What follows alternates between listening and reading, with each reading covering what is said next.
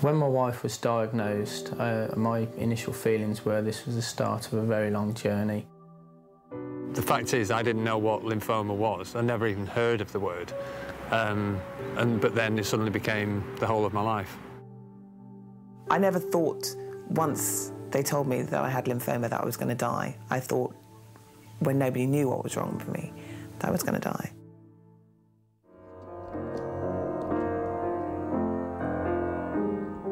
When I tell people, you know, how long it took for me to be diagnosed and how ghastly it was, and it was bad, most people think, oh my God, what a horror story, that's incredible. But actually, I think it's not a very uncommon story for people with lymphoma.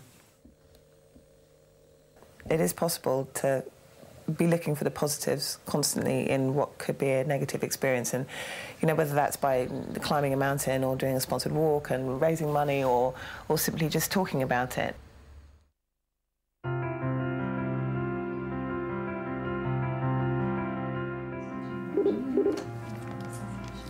Lymphoma Association, good afternoon. The helpline is there and available to provide free information and emotional support to anybody touched by lymphoma. So that's the patient, family, friends, carers, anybody at all. I knew nothing about lymphoma. I did a Google search and found the Lymphoma Association at the top of the list, and it remained my source of information throughout the last 7 years of my cancer journey.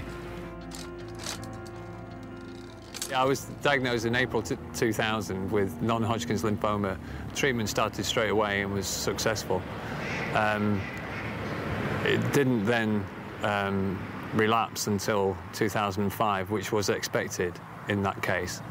And at that stage, it was stage 3A, which meant more intensive treatment, chemotherapy and a donor stem cell transplant. And that concluded in October 2005.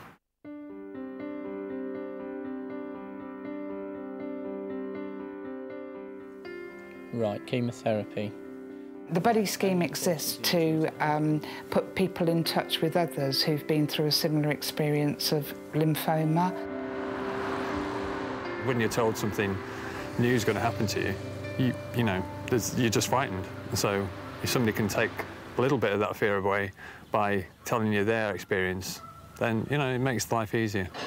Well, it needs to be done. My wife was diagnosed in November of 2001. And very difficult for my daughters. We still tried to keep life as normal for them as we could. She started treatment pretty much straight away, baseline treatment to start with. She then moved on to a stem cell transplant, radiotherapy and ultimately a bone marrow transplant. After a further 12 months, this still wasn't successful, and we were told at this point that the disease was terminal, and she ultimately died in April of 2006.